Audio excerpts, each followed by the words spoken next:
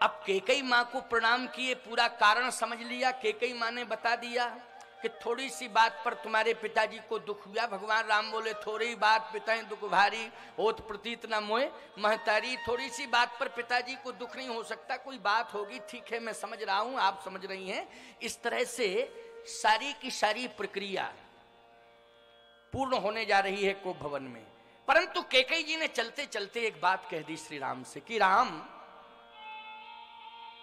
तुम्हें मैं वन भेजना चाहती हूं और तुम्हारे पिताजी अयोध्या में रखना चाहते हैं, लेकिन शंकर जी मन को बदल दिए हैं, केकई को पता नहीं है। अच्छा, केकई को क्यों पता नहीं है? जब दशरथ जी कोप भवन में है, शंकर जी कोप भवन में है, सारी बातचीत शंकर जी की और दशरथ जी की कोप भवन में हुई, तो केकई भी कोप भवन में थी, लेकिन केकई को भगवान शंकर का दर्शन क्यों नहीं हुआ?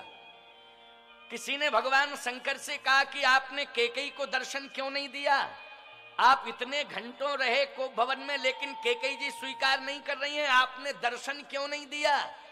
शंकर जी ने कहा मैं कोप भवन में ही रहा और केकई कोप भवन में थी, लेकिन दशरथ से मेरी वार्ता हुई, केकई से मेरी वार्ता ही नहीं हुई, ना केकई मुझे देख पाई, तो आपने केकई को दर्शन क्यों नहीं दिया?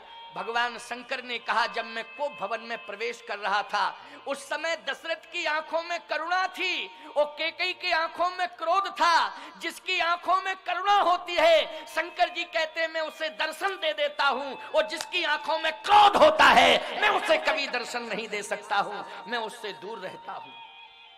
तो जिसकी आंखों में करुणा होती है भगवान उसी को दर्शन देते हैं, और जिसकी आंखों में क्रोध होता है, पास में भी होता है भगवान लेकिन फिर भी दर्शन नहीं होते हैं। क्रोध पाप कर मूल, चाहे स्त्री हो चाहे पुरुष हो, समाज का कोई व्यक्ति हो, क्रोध नहीं करना चाहिए, क्योंकि क्रोध जहां आ जाता है भगवान दूर हो जाता है। इसलिए केकई जी को क्रोध के कारण भगवान शंकर का दर्शन नहीं हुआ, क्रोध के कारण। तो आइए, जैसे ही केकई जी ने प्रभु राम से कहा कि राम भद्र, पिताजी तुम्हारे चाहते हैं सिंहासन पर बिठालना, और मैं चाहता हूं कि तुम गिरवासी वनवासियों के बीच में रहो। तुम्हारे पिता तुम्हें अयोध्या नाथ बनाना चाहते हैं, लेकिन मैं तुम्हें केवल अयोध्या नाथ नहीं विश्वनाथ बनाना चाहती हूं। सारा विश्व तुम्हारे व्यक्तित्व को जान ले, पहचान ले। और जब तुम राम गिरवासी वनवासियों के बीच में जाओगे, कोल किरात भील वनवासियों के बीच में जाओगे, सबरी और गीध का उद्धार करोगे, ईमानदारी से बताओ तो विश्वनाथ बन जाओगे कि नहीं? और राम जी विश्व रूप रघुवंश मणि, क्या बन गए भगवान राम? विश्व रूप बन गए, सारा विश्व जान गया भगवान को। तो केकई ने कहा मेरी इच्छा है कि तुम विश्व रूप हो जाओ, सारा विश्व तुम्हें देख ले। अच्छा बोलो, केकई की विचारधारा में संकीर्णता है कि उदारता है? बोलो भाई, है उदारता कि नहीं कि राम जी विश्व रूप बन जाएं? एक होता है जीवन में विकास और एक होता है जीवन में प्रकाश। अब ये भी 2 सेकंड की व्याख्या है विकास की और प्रकाश की। विकास और प्रकाश की 2 सेकंड की व्याख्या है। हमारी तरफ देखना और हमारी बात को सुनना और सुन करके अपना कल्याण करना, मन को एकाग्र करना। ये तो एक महाकुंभ है, लोगों का दर्शन के लिए आना जाना, ये तो सब लगा ही रहेगा। कोई किसी समय पर आएगा तो कोई किसी समय पर आएगा, कोई किसी समय पर आएगा। इसलिए आने और जाने का एक क्रम है, और उस क्रम को आप सब जो है बड़े प्रेम से श्रवण करेंगे और सुनेंगे, और बड़ी ही सुंदर विधा और व्यवस्था के साथ मैं अपनी बात रख रहा हूं। जरा मन को एकाग्र करना थोड़ा सा।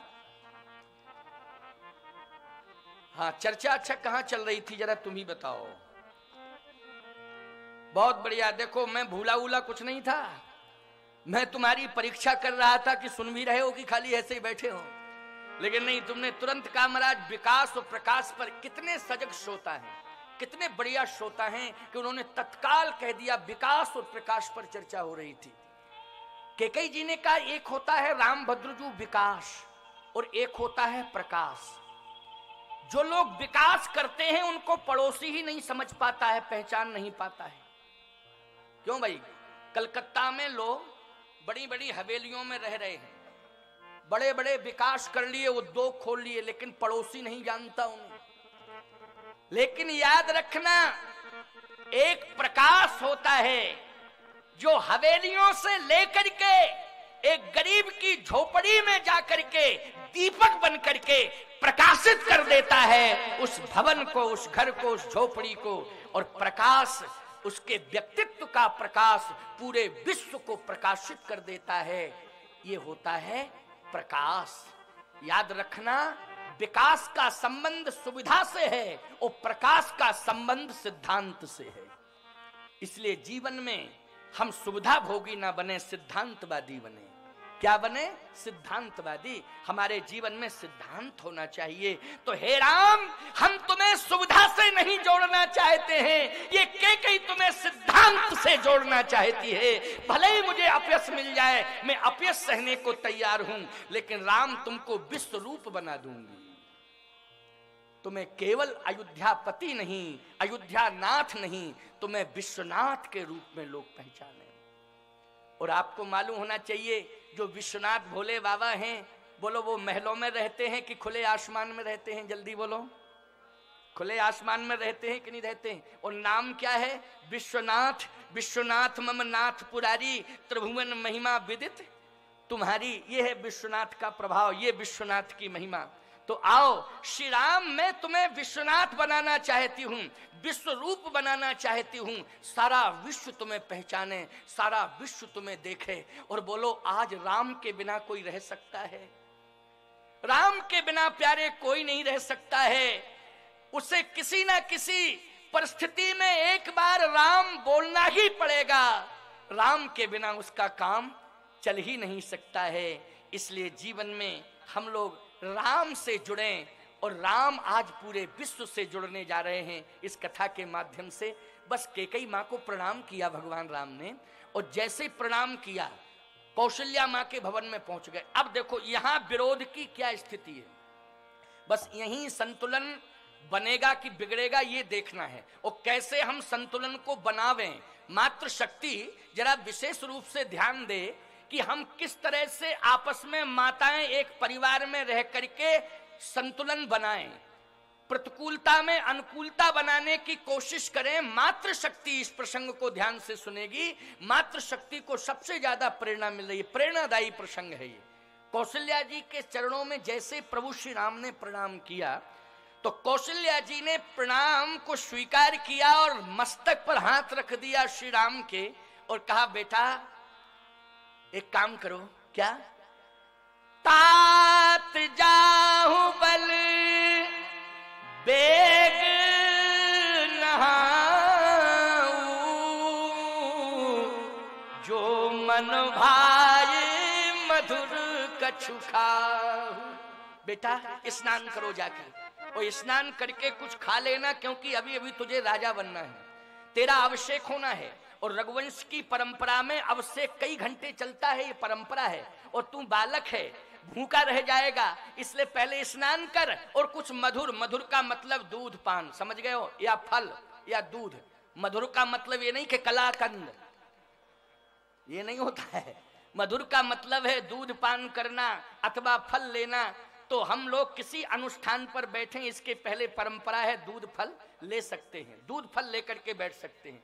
अन्न का त्याग होना चाहिए, किसी बहुत बड़े पौष्टिक आहार का त्याग करना चाहिए। हम लोग संतुष्टि के लिए, अपने शरीर का संतुलन बनाने के लिए गौ माता का दूध या कोई एक फल लेकर के बैठ सकते हैं। तो बेटा स्नान करो और स्नान करके दूध ले लेना अथवा कोई फल ले लेना, क्योंकि कई घंटे अभिषेक चलेगा, तेरा अभिषेक होना है। तुझे सिंहासन पर बैठाल करके संपूर्ण अयोध्यावासी चक्रवर्ती सम्राट महाराज दशरथ तुझे आज अयोध्या का राजा बनाएंगे, इसलिए शीघ्रता कर। भगवान राम बोले माता जी काहे का स्नान और काहे का फल? क्यों बेटा? स्नान करके ही तो फल पाया जाएगा, स्नान करके ही तो दूध लिया जाएगा। बिना स्नान किए दूध लेना, फल लेना अपराध है बेटा, इसलिए स्नान तो करना पड़ेगा।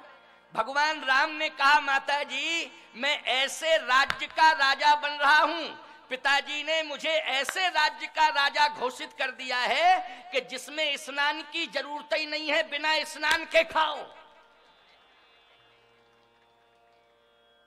कौशल्या जी ने कहा बेटा ऐसा तो कोई राज्य नहीं, अयोध्या का तो राज्य नहीं है ऐसा।